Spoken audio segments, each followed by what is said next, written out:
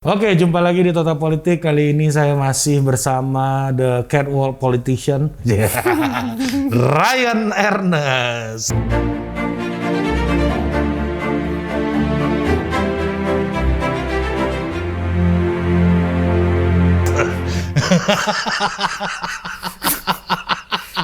Pasti yang nonton nih kok catwalk politician. Iya kan, Anda, kalau saya kan udah jelas lah ya. Anda juga orang catwalk kan? Ya, saya sebenarnya yang lebih modal tampang tuh gua. Kalau dia kan modal sekolah, pinter gitu kan. Pengalaman pengacara, pengalaman politik, communication-nya bagus gitu. Kalau gua emang modal tampang doang kok, Pak. Enggak, ya itu, modal otak lah. Ya itu tampang yang gua tutup. Kalau dibuka minus lagi nih. Bang, gua kadang-kadang gue ngelamun gitu lihat langit gitu kan sore-sore. Gue kepikir gitu kan kalau ada politisi masuk ditangkap KPK, rumahnya disita, mobilnya disita gitu. Terus apa gitu ya, barang-barang yang dikembalikan gratifikasi ke KPK kan, kalau gratifikasi itu 30 hari harus wajib lapor ya undang-undangnya. Iya, dari lo terima. Iya kan? Itu gratifikasi kan kadang-kadang ngasih politisi ini aneh-aneh, Bang. Kalau lu gratifikasinya uang, lu bisa balikin gampang gitu kan. Bisa disimpan, ditaruh di bank juga bisa gitu. Kalau gratifikasinya kayak Presiden Jokowi itu dulu pernah gratifikasinya kuda. Ditaruh ke KPK, nggak ada yang bisa ngerawat kuda dong. Yang ngasih siapa itu? Raja Bima kalau nggak salah waktu itu. Bima NTB. Iya, NTB. Oke. Kuda Bima kan terkenal kan. Iya, iya. Pak Jokowi dikasih kuda, Bos. Kalau kasih Pak Prabowo nggak apa-apa tuh. Oh iya. Kan banyak kan. Iya. Kalau kali aja mungkin KPK perlu berkonsultasi ke Pak Prabowo kan. Cuma kalau dikasih ke Pak Prabowo, kuda Bima nyampe sana nggak nyambung ngobrolnya, karena bahasa kudanya ini kuda-kuda Eropa. Iya beda. Beda. Makannya sosis gua rasa. Ini orang Bima gitu. Iya, sama satu lagi kalau nasi gitu. Kalau kudanya Pak Prabowo baru datang langsung siap gerak. Siap Jenderal. Siap Presiden. Nggak boleh gitu, udah satu sekarang. Iya kan, udah di satu. kabinet bersama. Indonesia satu. Betul, Indonesia satu. Ya, gue seneng lah sama Pak Prabowo ini gabung kan. Mengalah untuk bangsa. Iya, bukan mengalah itu. Apa? Memberikan apa yang terbaik dari dirinya untuk perubahan Indonesia gitu. Amin. Mantap. Terbaik dari dirinya itu. Betul. Bukan kuda. Boleh kuda Eropa. Pikirannya yang terbaik kan. Kalau kudanya ya tetap di Ambalang. Betul. Anda mau coba naik kuda situ sambil berpanah gitu? Kalau diundang Pak Prabowo berkuda sambil memanah tuh ini ya olahraganya ini ya, Nabi besar. Ya Rasul Sport itu. Rasul Sport. Iya, Rasul Sport. Ini menjelang Ramadan nih makin laris kuda nih kan, orang makin menjalankan ajaran. Betul. Selalu menjalankan ya. Nanti lu kapan mulai bulan Ramadan nih? Tanggal 13 kalau nggak salah. Gua kalau bentar lagi dong. Ya, Ramadan gua biasanya gua ikut yang ikut pemerintah gua biasanya. Oke. Kalau Lebaran ikut Muhammadiyah. Karena biasa lebih cepat 1 hari. Kalau pemerintah lebih lambat 1 hari. Udah nggak sabar memakan opor. Iya, enak banget nih bulan puasa tuh, enak banget Bang. Nah kembali lagi ke tadi Bang. Ya itu gue ngelamun-ngelamun. Ini kan barang butuh ilmu, butuh skill gitu ya. Untuk ngerawatnya, kalau nggak pasti hancur gitu. Nah itu gimana biasanya tuh Bang? Undang-undangnya Bang? Lu tahu nggak itu? Itu kan teknis banget ya. Jujur gue nggak tahu ya. Gue juga nggak tahu, apalagi masyarakat. Tapi yang gue tahu adalah kan disita nih, nunggu persidangan mulai kan. Jadi pada saat mungkin proses penyidikan disita dulu, ya mungkin ada rumah penyimpanannya lah ya. Pasti dirawat lah. Dirawat. Meskipun ya beda lah, biasa mungkin kalau yang disita Ferrari mungkin udah dicuci mobilnya bisa sehari 3 kali gitu, karena tuh barang mahal, nyampe di sana pasti ya sekali seminggu kali ya, nggak tahu juga kali ya. Dan nggak ada foto-foto Instagram kan, nggak ada. Nggak ada car wax gitu, nggak ada lah, di lebay dipoles-poles gitu kan. Jadi kayaknya kan harus nunggu memang sampai sidangnya putus ya. Dan sampai inkrah van huis maintenance minimum mungkin ya. Pasti, karena kan menurut gua selama di situ itu kan kualitas barang itu kan menurun, pasti nilainya menurun menurun dan ya. suka nggak suka kan tanggung jawab itu kan pasti kan di pihak yang lagi menyita kan. Iya. Pasti mereka emang secara profesi harus menjaga itu barang gitu. Meskipun ya mungkin nggak prima-prima amat lah. Begitu nanti udah putusan pengadilan berkekuatan hukum tetap, ya mungkin dilelang. Dilelang. Hasilnya buat negara lagi uangnya gitu. Dilelang. Itu masuk ke penghasilan Sebenarnya ada negara. yang menarik bro kalau memang Bukan pajak ya itu ya. apa tuh? Pemasukan negara bukan pajak ya. Itu. PNBP kali ya mungkin iya bukan pajak lah ya. Menarik tuh kalau ternyata ada yang sepeda Brompton Bay waktu kemarin tuh kesita tuh yang habis kasus Pak Juliari gitu. Mungkin kalau nunggu lelangannya lebih murah kali. Iya, Ini teman-teman Mas Topo juga seru nih. Mungkin bisa ngamati sih, teman-teman bisa ngamatin di website KPK. Seingat gue tuh Ada lelang itu KPK yang lelang. ada iya paling nggak mungkin ada balai harta peninggalan atau apalah kantor pelelangan negara. Tapi seingat gue tuh pengumuman itu suka keluar dari KPK bahwa akan dilelang ini segala macam.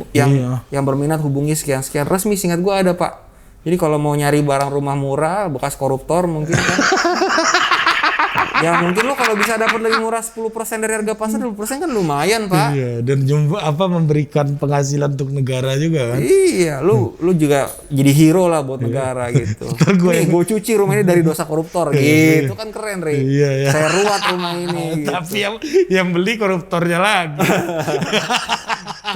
koruptornya nitip ke orang. Bro, lo yang beli tuh bro. Gue udah naksir banget tuh rumah bro. Udah gue renov lagi gitu kali. Indonesia kan dimanapun lah bukan cuma Indonesia sekeren-kerennya sistem ya bisa diakalin orang lah kalau orang emang nakal dan kreatif kan. Iya, berarti memang memang ada ya lelangnya. Gue juga baru ada tahu. Bos, ada. Gue sih nggak pernah ikut, tapi paling gue kan kadang suka iseng nyari-nyari info. Itu ada Pak, ada info lelang. Kok nggak banyak yang tahu ya itu ya? Kan banyak aset yang di daerah juga itu. Pergaulan kita dan uang kita belum sebanyak itu. Oh iya. Kita mungkin masih ya. Mungkin ada yang terima SMS itu kali ya. Ada lelang KPK nih bos. Betul. Ikutan dong gitu kan. Betul. Kalau kita masih apakah Anda butuh pinjaman silakan BPKB Anda. Kalau gue masih anjing kau melindungi Indonesia. Melindungi kreditur yang kabur ya kenal juga enggak. Ya jadi itu ini ya sitaan ya. Apa namanya memang ada lelangnya dan apa tadi lu bilang ada yang menarik tadi? Oh yang menarik itu tadi soal korupsi lah ya. Sistem kita tuh menurut gue ya masih memberikan insentif buat koruptor terus ada sih menurut gue. ICW tuh setiap tahun selalu bikin analisa deh. Rata-rata putusan terpidana korupsi. Seingat gue masih ya sekitar 2 tahunan lah rata-rata. 2 tahun? 2 tahunan brother. Yang TPPU kan banyak banget. Nah TPPU pun tindak pidana pencucian uang itu tuh belum banyak diterapkan juga bro di kasus-kasus korupsi. Jadi korupsi biasanya masih sifatnya Ari kena OTT berapa nilai yang dikorupsi balikin ke negara. Kalau lo nggak bisa ganti kerugian negara, lo tambah penjara, ditukar penjara gitu ya. Mungkin jadi ditambah 6 bulan di dalam, setahun di dalam. Kalau nggak misalnya lo di penjara nih 3 bulan dibanding duit gua 3 miliar diambil negara. Iya, bener lo di dalam. Iya, 3 miliar kan. Iya, modalnya dalam paling 500 juta. Iya, bisa keluar tiap Jumat berobat.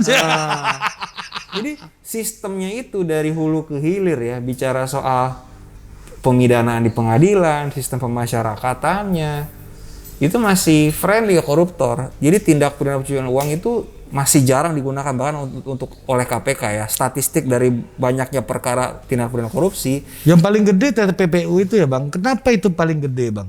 Nah, TPPU itu sebenarnya salah satu yang gede lah ya maksud gua. Maksudnya gua kalau itu emang konsisten dipakai terus memang lebih susah, mungkin makan extra work buat penyidik lah ya, ekstra kerja gitu. Tapi kalau itu sering dipakai, menurut gue koruptor juga pasti akan mikir, wah, gue kalau korupsi nanti semua aset gue yang gue nggak bisa buktikan asal-usulnya ntar disita nih. Dia akan mikir 2 kali untuk korupsi. Tapi kalau TPPU dipakai jarang-jarang, masih dengan sistem kayak tadi ya, di penjara cuma 2 tahun.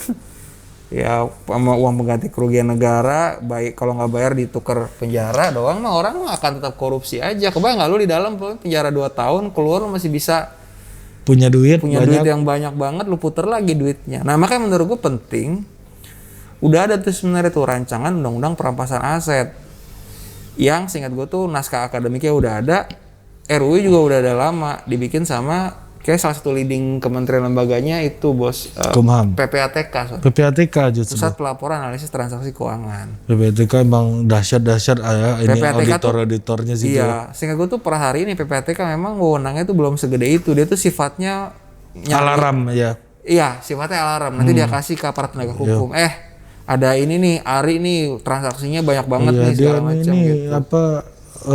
transfer buat bayar ini, gitu kan. Bayar beli. Mau ngaku dosa silakan.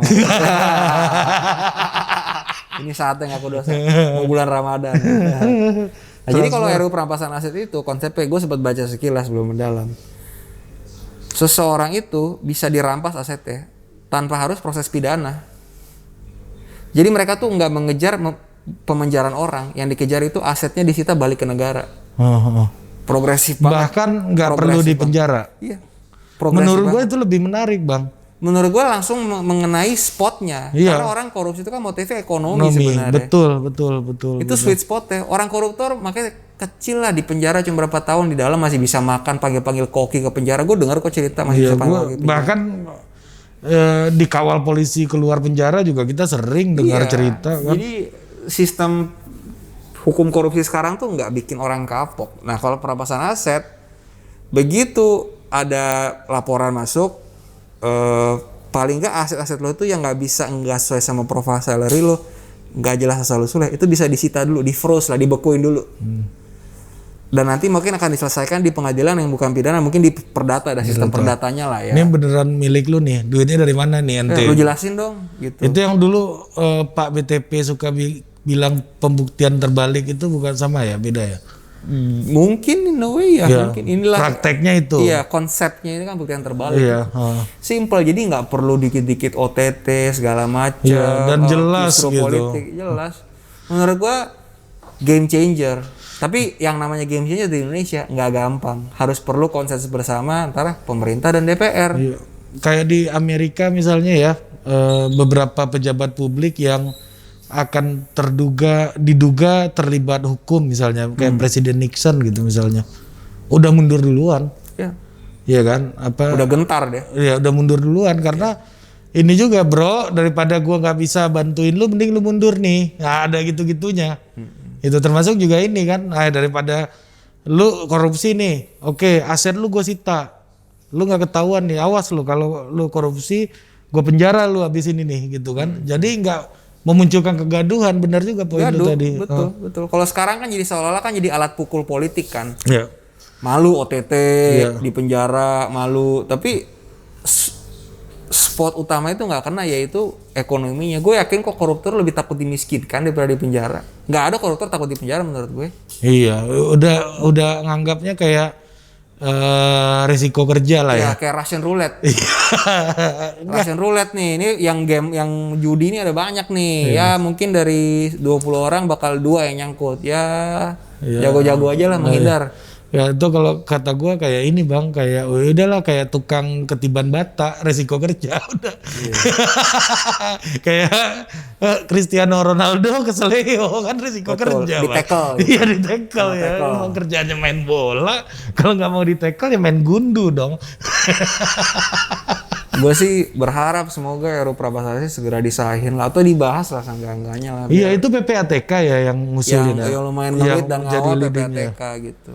Dan menurut gue nih game changer banget sih. Game changer banget. Kalau lolos ke enggak. Enggak beda. Nah, terusin aja enggak apa. Kalau Anda lolos ke dewan aja gitu. Kayak lagi nyalek doi. Kalau masih jauh nanti. Masih jauh. Ini kita berbicara substansi nih ya. Iya. Jadi ya selain juga ya itu bisa, itu menarik loh itu. Menarik. Maksud gua, tapi sedikit yang bahas gua. Bisa diambil tanpa pidana, ya kan? Karena nggak jelas, dia nggak bisa membuktikan asal usulnya dari mana. Sita buat negara. Ya kecuali dia bisa buktiin. Ini duit gua nih. Iya ini gua ada transaksi kok, nih jual beli. Ya, ini warisan gitu. Ya, tapi kan dibikin warisan semua bang, harta-harta ini banyak. Gimana? Dibikin nih warisan gitu. Untuk menutupi asal usulnya. Iya. Oh gitu. Tapi kan namanya warisan kan pasti kan ada pemberi warisnya kelihatan dong. Maksudnya nggak bisa orang dengan bilang warisan lalu seolah udah nggak bisa dibuka. Pasti bisa dianalisa lah menurut gue. Iya kan bapak gue punya tabungan banyak gitu. Ya tapi nggak semudah itu juga kalau Harus kebanyakan. buktiin kan ya udah rekening bapak lo dulu kasih lihat dong. Gitu. Jadi nggak bisa bilang warisan terus kalau profile salary pemberi warisnya nggak sesuai ya mental juga. Kalau kayak bokap gue jualan di pasar Tanah Abang, warisin gue gedung di Sudirman ya kan nggak mungkin juga bos. Betul. Bisa aja mungkin kalau udah Tomar Kotok gitu. Iya, tapi kan punya satu lantai Tanah Abang gitu kan. Tapi dalam hukum kan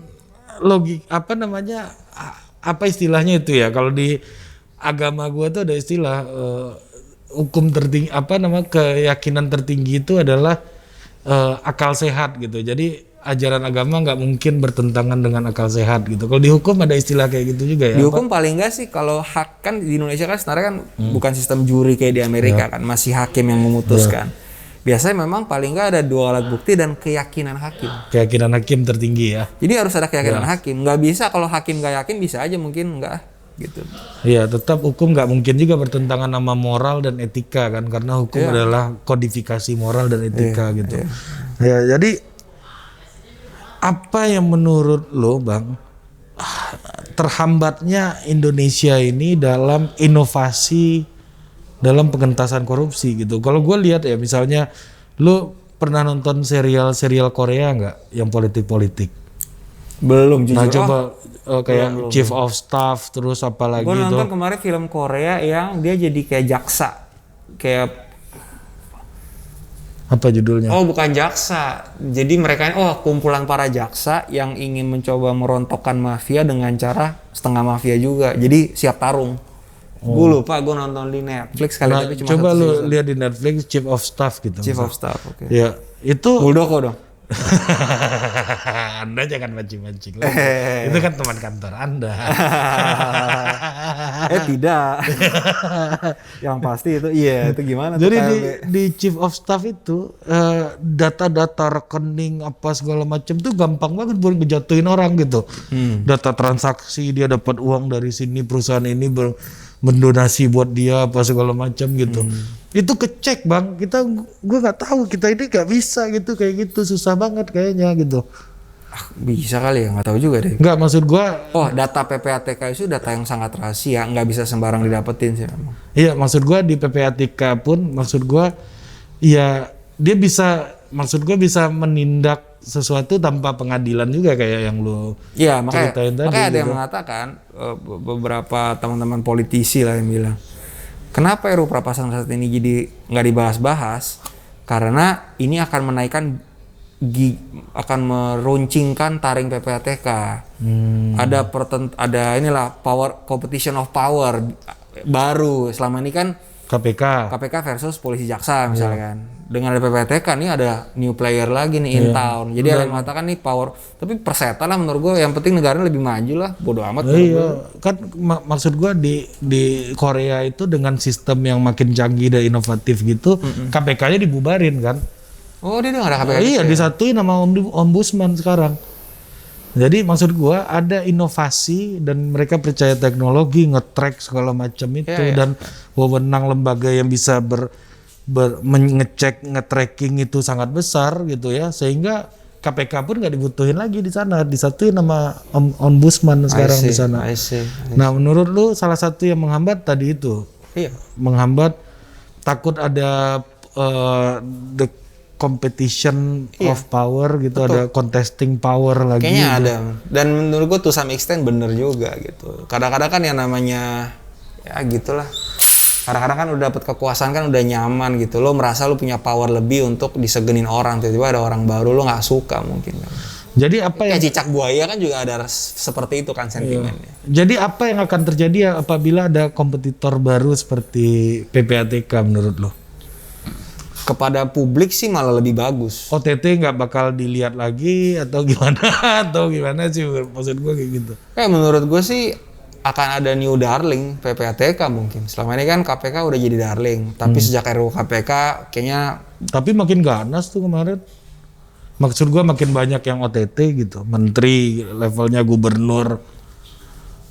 Iya sih, tapi kayak Lu merasa apa yang dilakukan KPK hari ini itu harusnya bisa lebih lagi gitu untuk menurut gua sih, pengembalian. iya, menurut gue sih kayak dengan ya tentu Febri, kita nggak bisa katakan Febri Diansyah itu gimana banget, tapi paling nggak kalau orang kayak Febri aja memutuskan keluar dan banyak yang keluar kan pasti something is going on di dalam kan, dan publik bisa menangkap sinyal itu aja, jadi publik jadi agak gitu. Ya, ada gitunya bos. Dan mungkin juga kali ya Bang ya, menurut kita ini yang memperhatikan gitu ya, bahwa menangkap penjahatnya aja nggak cukup, tapi mengembalikan aset dan uang-uang yang nggak jelas kepada negara untuk melakukan pembangunan yang lebih efektif itu jauh lebih penting gitu. Iya. Makanya treatment KPK hari ini jadi terkesan sangat jadi terkesan diduga sebagai alat politis karena tujuannya untuk menangkap penjahat. Betul. Jadi belum sistemik nih. Artinya masih di outer layer. Bagus sih, tapi belum sistemik. Itu yang juga Bang Fahri selalu ngomong, yang kan jadilah presiden sebagai orkestrator dari penanganan korupsi segala macam gitu kan. Argumen dia soal undang-undang KPK yang baru ternyata juga ya kita happy tapi ya nggak seperti yang diceritakan juga gitu ya kan. Tambah lemah sih enggak juga gitu, tapi tambah kuat dan seperti yang diceritakan enggak juga. Betul. KPK juga menurut gua susah soal korupsi Indonesia itu saling kait mengait, sandra menyandra sebenarnya. Jadi pada saat zaman dulu masih jahiliyah dan banyak yang terlibat korupsi dan banyak dari orang ini kan masih ada di dalam power sekarang kan. Jadi kait mengaitnya luar biasa sih menurut gua. Berat memang. Berat. Dan juga ya kaitan ini pertanyaan terakhir gua. Ya. Lu kemarin yang Prof Nurdin tertangkap tuh gimana? Nurdin Abdullah. Ya. Kaget. Ya. Karena kan gue jadi satu konten loh soal Nurdin Abdullah. Iya, pernah lo ya? Ada gue tulis. Gue bikin lumayan juga tuh nonton. Gue tuh dulu pas beliau dapat Bung Hatta Anti Corruption Award, gue datang. Wah keren lah kan. Sukses story Indonesia bagian timur lah. Keren gitu kan. Peter, baik. Cuma pas kena gitu ya itulah kekuasaan. Meskipun dia sebelumnya kan udah pernah jadi bupati sekian periode lah ya. Artinya sebenarnya udah teruji kekuasaan selama 2 periode ke belakang dan sejauh ini sudah baik. Tapi begitu di gubernur jatuh juga ya kekuasaan teruji, karakter teruji lah begitu dikasih kekuasaan pada akhirnya. Mungkin sooner or later kali ya. Ada orang yang di tahun pertama, tapi ada orang yang mungkin sangat ironis di tahun kesekian dia malah berpolitik. Di puncak-puncak gitu. Betul. Udah keren loh itu.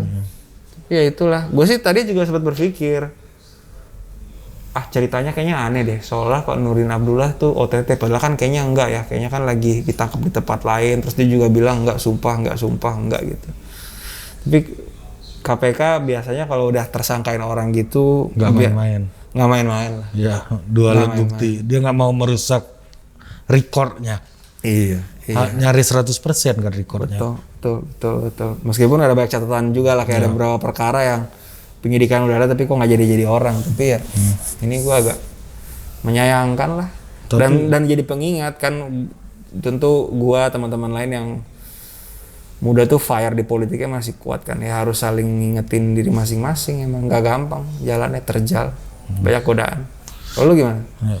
Ya gue sebagai pewawancara beliau gimana? Bukan, gue nggak pernah wawancara beliau. Oh nggak pernah? Nggak pernah. Tapi gue menulis kata pengantar penerbit untuk biografi dia karena gue proofreadernya biografi beliau. Gue menulis dan gue baca semua laporan risetnya, gue baca semua wawancaranya, gue baca semua kesaksian orang soal beliau gitu ya. Dan akhirnya gue pikirnya ya gitu, ya apa ya kayak lo bilang sooner or later gitu ya. Jadi semua orang ini ada masalah. Ya kalau kata AA Gim kan gitu, kita ini didengarkan orang, kita dihormati orang bukan karena kita hebat, bukan karena kita jago, tapi karena Allah menutupi aib kita gitu. Jadi gue selalu berdoa. Dalam tuh. Iya kan, karena semua orang bisa kena bang. Ini mumpung Tuhan lagi nutupin aibnya aja. Iya kan. Kalau gue sih berdoa gue kepada Tuhan setiap pagi gue bang. Kalau bangun. Kalau ingat sih ingat. Bangun sih belum tentu. Oh iya betul. Kita nggak pernah tahu. Kan? Bahwa ya Allah tutupilah aib-aibnya pemimpinku. Biar nggak stres aku baca koran. OTT lagi. Terus siapa yang bisa jadi contoh? Itu aja masalahnya. Memang kita aja lagi miskin tauladan lah. Miskin tauladan. Terakhir tauladan top ya Bung Hatta. Beneran sih gue sih ngefans sama Bung Hatta secara pribadi. Baca buku beliau. Ya, betah Anda baca buku Bung Hatta. Lumayan. Orang aneh mungkin saya. Iya. Nggak ada actionnya sih. Kalau Tan Malaka kan bagus tuh, ngumpet-ngumpet di gorong-gorong di mana gitu. Kalau Bung Hatta pagi ini pemikir saya orang pintar. Baca buku, siang ketemu ini, sore baca buku, malam menulis. Betul. Teratur banget. Betul. Terlalu teratur. Kalau buat seniman kan agak kurang suka yang teratur-teratur bang. Betul. Itu ada yang ditutup tuh kasusnya sama KPK terakhir. Oh SP3 ya, SP3 pertama dalam sejarah. Ya undang-undang KPK baru memang memberikan wewenang itu ya buat berhentiin kasus. SP3. Menurut lu secara human rights itu wajar dilakukan karena udah terlalu lama, penyidikannya udah terlalu lama dan nggak ketemu, memang ya udah dihentiin aja.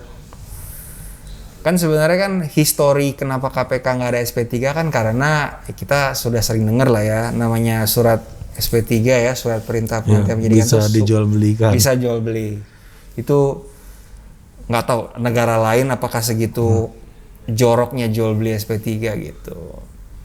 Karena Indonesia mungkin segitu joroknya pada saat reformasi dan KPK itu lahir sehingga akhirnya para legislator sepakat ya udahlah. Nggak ada. Barang jorok ini janganlah dikasih ke KPK biar bersih terus dia. Tapi makanya ya mungkin ada 1-2 cerita kasus di mana penyidikan udah jalan sekian lama tapi nggak lanjut pengadilan atau nggak tersangka juga gitu kan. Akhirnya udah deh. Pada akhirnya ini semua kan akan pertanyaan besar kita, Ri. Apa yang terjadi di pembahasan RUU KPK kemarin sebenarnya kan? Sebenarnya itu kan yang itulah sebenarnya lokus diskusinya sebenarnya di situ. Jadi kita di titik mana akhirnya semua sepakat ya deh kasih SP3 itu yang sebenarnya kita perlu tahu. Yang paling tahu ya mereka yang bersepakat itu. Iya. Dan yang kita lihat sekarang adalah hasil akhirnya kan. Iya. KPK tentu Pak Alexander Marwata di konferensi bilang ya ini memang kita lakukan sesuai undang-undang KPK. Memang betul. Ya tapi justru kalau publik tuh penasaran pembahasan RUU KPK itu sih. Oke. Terima kasih. Kita power tends to corrupt, absolute power tends to corrupt absolutely. Lord Acton, seorang bangsawan Inggris. Kita rohat dulu sejenak. Anjir. Terima kasih Bang Karni ngundang saya. Biar sejuta penontonnya, Bang. Biar penontonnya sejuta dikasih itu dulu. Kalau enggak kan gue 1.000, 2.000 terus kan. Kita harus pakai itu biar sejuta. Thank you, Ray.